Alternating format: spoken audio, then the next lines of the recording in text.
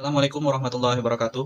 Baiklah, kami dari kelompok 3 ingin menjelaskan mengenai materi yaitu pengujian, pengendalian, dan substantif kas dengan mata kuliah yaitu pemeriksaan akuntansi 2.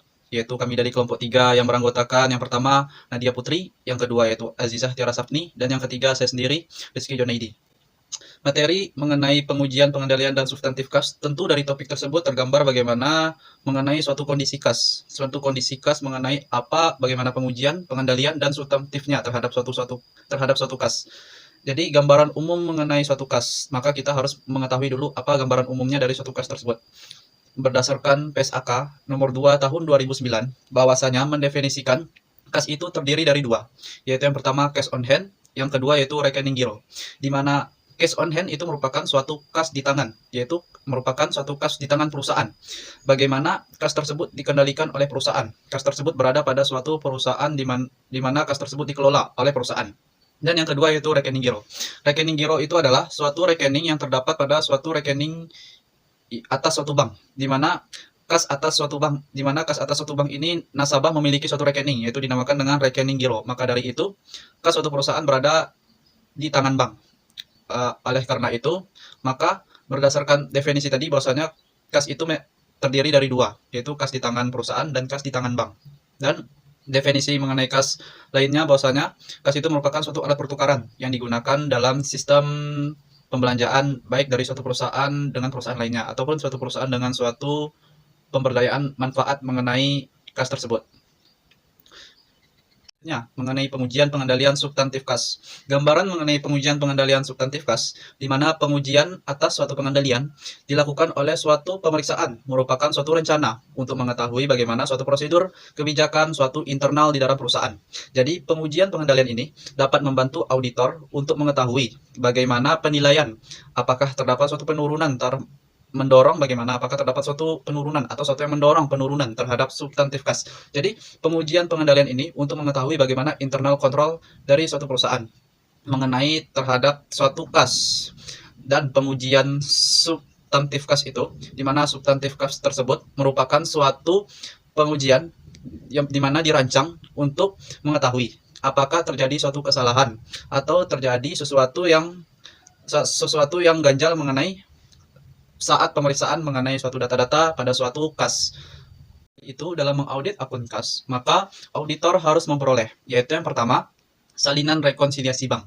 Yaitu auditor harus memperoleh bagaimana salinan suatu rekonsiliasi bank. Karena dengan adanya suatu rekonsiliasi bank, maka auditor dapat mengetahui apakah terdapat suatu data yang berbeda mengenai data akuntansi dan data di suatu perusahaan.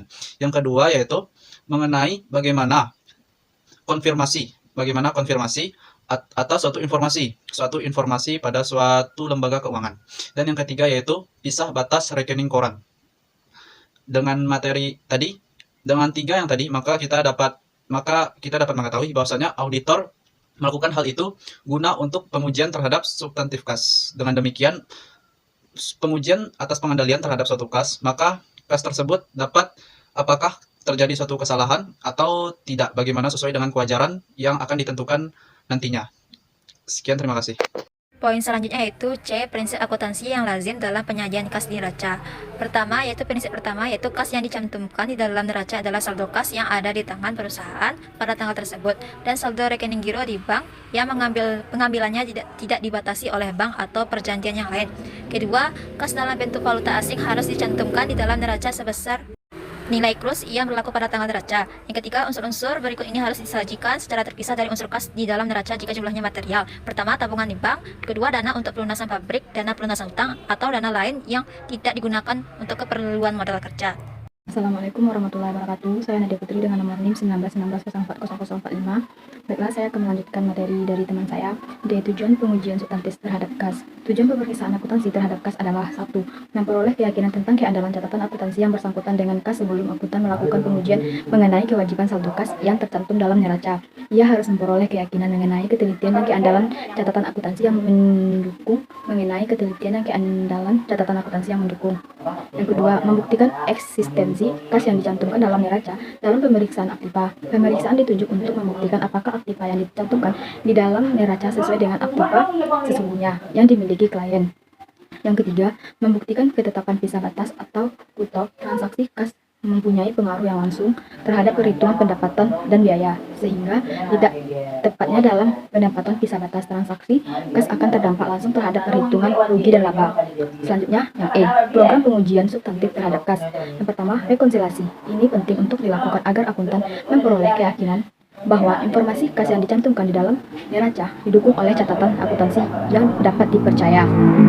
Akuntan melakukan tiga prosedur pemeriksaan berikut ini dalam melakukan rekonsiliasi informasi kas di dalam neraca dengan catatan akuntansi yang bersangkutan. Yang pertama, A. Usut saldo kas yang tercantum di dalam neraca ke saldo rekening, keyakinan bahwa saldo kas yang tercantum dalam neraca didukung dengan catatan akuntansi yang dapat diperoleh dengan kebenaran mekanisme pencatatannya, maka saldo kas yang dicantumkan di dalam neraca diusut ke rekening buku besar berikut ini. Kas merupakan rekening giro di bank. Kas dalam perjalanan merupakan penerimaan kas yang pada tanggal pembuatan laporan keuangan belum disetor ke bank.